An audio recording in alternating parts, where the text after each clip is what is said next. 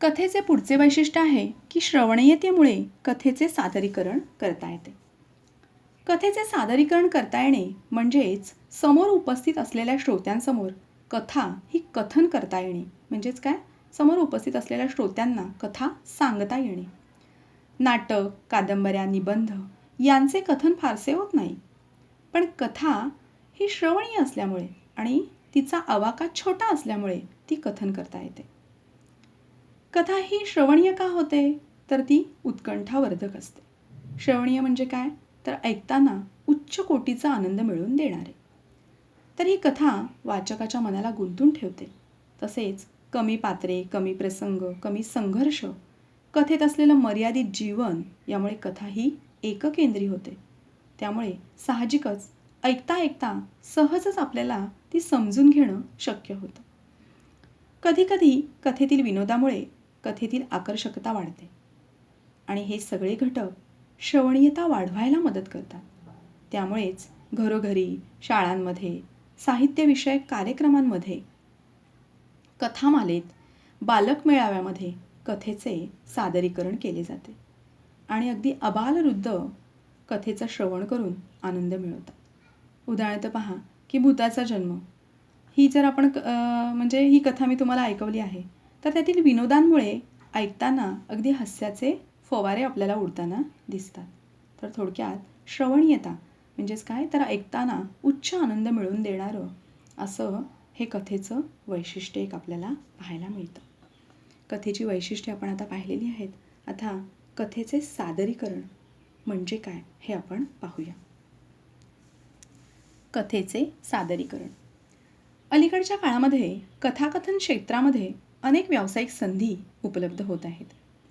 रंगमंच, आकाशवाणी, दूरदर्शन या लोकप्रिय माध्यमांतून केलेले कथाकथन लोकांना अधिकाधिक आकर्षित करताना दिसते आणि त्यामुळेच कथाकथन हे प्रभावी असणं हे अधिक आवश्यक बनलेलं आहे. तर कथेचे सादरीकरण ही एक कला आहे आणि योग्य प्रयत्नानेच ती साध्य होऊ शकते. विविध प्रकारच्या कथांचे मूक वाचन, प्रकट वाचन करण्याचा सराव, विविध कथाकारांची लेखनशैली समजून घेणे, भाषेची योग्य जाण, शब्दोच्चार व सादरीकरण कौशल्य अवगत केले तरच कथेचे सादरीकरण उत्तम प्रकारे करता येऊ शकते. या कथेच्या सादरीकरणाचे 2 भाग आहेत. पहिलं म्हणजे अभिवाचन आणि दुसरं म्हणजे कथाकथन. त्यापैकी अभिवाचन म्हणजे काय हे आपण आता पाहूया. कथेचे अभिवाचन हा कथेच्या सादरीकरणाचा अगदी महत्त्वाचा भाग आहे आणि यामुळेच कथा ही श्रोत्यांपर्यंत पोहोचवण्यास मदत होते. लिहिलेली किंवा छापलेली कथा आहे तशीच वाचणे म्हणजे अभिवाचन होय. काय, तर लिहिलेली किंवा छापलेली कथा म्हणजे लेखकाने लिहिलेली किंवा एखाद्या पुस्तकामध्ये छापलेली कथा ही आहे तशीच वाचणे म्हणजेच अभिवाचन होय. या अभिवाचनामध्ये विरामचिन्हे लक्षात घेऊनच वाचन करावे लागते. म्हणजेच कथेमध्ये भावनेचे जे चढउतार असतात ते लक्षात घ्यावे लागतात. तसंच वाचनाची जलद लय किंवा संथ लय यांचा गरजेप्रमाणे उपयोग करावा लागतो. ऐकून समजून घेता येईल असा ह्या कथेच्या अभिवाचनामध्ये वेग ठेवावा लागतो. थोडक्यात कथेचे भावपूर्णतेने वाचन करणे म्हणजेच अभिवाचन होय. थोडक्यात कुठे चढउतार आहे, कुठे भावनेला आवाहन केलेलं आहे, याचा सगळ्याचा विचार हा वाचकाला करावा लागतो. अभिवाचनामुळेच कथा ही श्रोत्यांपर्यंत पोहोचण्यास मदत होते. कथेचे अभिवाचन एकाच वेळी जर अनेकांकडून केले गेले तर एकसुरीपणा वाटत नाही. संवादातील चढउतार, चटपटीतपणा यातील विविधतेचा आनंद हा श्रोत्यांना लाभतो. यामुळेच कथेतील घटना, प्रसंग, व्यक्तिरेखा यांचे आकलन होण्यास मदत होते. कथावाचनास पार्श्वसंगीत, प्रकाशयोजना, नेपथ्य यांची जर जोड दिली तर ते श्रोत्यांवर चांगला परिणाम करते आणि दीर्घकाळ स्मरणात राहते. थोडक्यात पहा की जसं एखादं नाटक हे रंगभूमीवर सादर होतं, तर तसंच कथेतील पात्रांचे संवाद हे जर कथावाचनाच्या वेळी वेगवेगळ्या व्यक्तींनी वाचले तर ऐकण्यास छान वाटतं. किंवा कथेमध्ये जसं वातावरण चित्रित केलेलं असतं. उदाहरणार्थ पहा की समजा रात्रीची वेळ कथेमध्ये वर्णिलेली असेल तर स्टेजवरही तसाच धुसर प्रकाश करून त्या धुसर अशा प्रकाशामध्ये ती जर कथा वाचली किंवा एखादी समजा दुःखी घटनेचं वर्णन करायचं आहे तर तशा प्रकारच्या संगीताची जोड देऊन जर कथेचं वाचन केलं तर अर्थातच श्रोत्यांवर त्याचा खूपच प्रभाव पडतो. कथेच्या सादरीकरणाचा दुसरा प्रकार आहे कथाकथन. प्रत्यक्ष कथाकथन करताना कथा सादर करणाऱ्याने आपल्या भाषेच्या ज्ञानाला वाचिक अभिनयाची जोड द्यावी. म्हणजे कथा सादर करत असताना त्याने त्या दृष्टीने अभिनयसुद्धा म्हणजे करणं गरजेचं आहे. म्हणजेच वाचन करताना त्याने आवाजातील चढ उताराची लय साधली पाहिजे. त्याचबरोबर हातवारे त्याप्रमाणे करणं, तसंच आवाजातील चढ उतारानुसार कथेचं वाचन त्यानं करणं गरजेचं आहे. कथाकथन करणाऱ्याला शब्दांच्या माध्यमातून पात्रांना जिवंत करायचं असतं.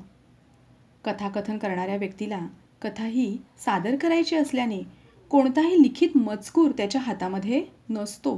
तर आपण श्रोत्यांशी संवाद साधत त्यांचा प्रतिसाद घेत मूळ लेखकाच्या मूळ संहितेला धक्का न लावता कथाकथन करावे. म्हणजेच कथाकथन करणाऱ्याने हे नेहमी ध्यानात ठेवावे की तो कथा कथन करत आहे, तो सांगत आहे. त्याने ती कथा स्वतः लिहिली नाही. त्यामुळे त्याने कथेमध्ये परस्पर बदल हे करू नयेत. त्याचबरोबर कथाकथनासाठी कथेची निवड करणं फार जबाबदारीचं काम असतं. कथा सादरीकरणासाठी विशिष्ट कालमर्यादा ही ठरवावी लागते आणि मग यावेळेस समोर असलेला श्रोतृवृंद त्यांचा अवधान म्हणजेच लक्ष देण्याचा काळ हा लक्षात घ्यावा लागतो. अन्यथा कथा सादरीकरण लांबल्यास आणि श्रोत्यांची कथा ऐकण्याची मानसिक अवस्था नसल्यास कथा सादरीकरण हे यशस्वी होणार नाही. म्हणजे उदाहरणार्थ पहा की छोटी मुलं जर असली तर छोट्या मुलांचा अवधान देण्याचा काळ किंवा लक्ष देण्याचा काळ हा खूप कमी असतो. तर त्यानुसार त्याप्रमाणे कथेचं किंवा कथा ही निवडावी लागते. त्याचबरोबर कथेचा मूळ गाभा हा समजून घेत त्याला आवश्यक शब्दफेक, प्रभावी उच्चारण, स्पष्टता, शब्दांची गर्भितार्थ श्रोत्यांपर्यंत पोचवण्याची लकब हे अत्यंत कौशल्यपूर्ण काम आहे.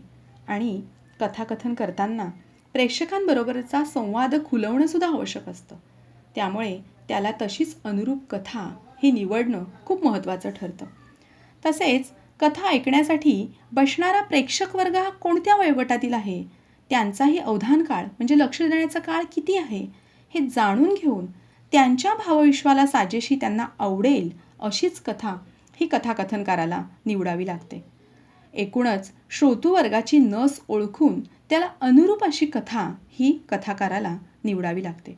उदाहरणार्थ बालवर्ग जर श्रोतृवृंद म्हणून समोर असेल तर गंमतशीर, बोधपर अशा कथांची निवड त्याला करावी लागेल. किंवा तरुणांसाठी असेल तर प्रेरणादायी कथांची निवड करणं योग्य ठरेल. एकूणच समोर बसलेला श्रोतृवृंद कोणत्या स्वरूपाचा आहे किंवा कोणत्या प्रकारचा आहे याची जाण ठेवूनच त्याप्रमाणे कथेची निवड ही कथाकारानं करावी. अशा प्रकारे कथा या साहित्य प्रकाराला अगदी फार मोठी परंपरा लाभली आहे. प्रारंभी शिकवण, बोध देण्यासाठी वापरली जाणारी मौखिक रूपातील कथा पुढे मनोरंजन, विचार, भावना, घटना वाचकांपर्यंत पोहोचवणारी ठरली.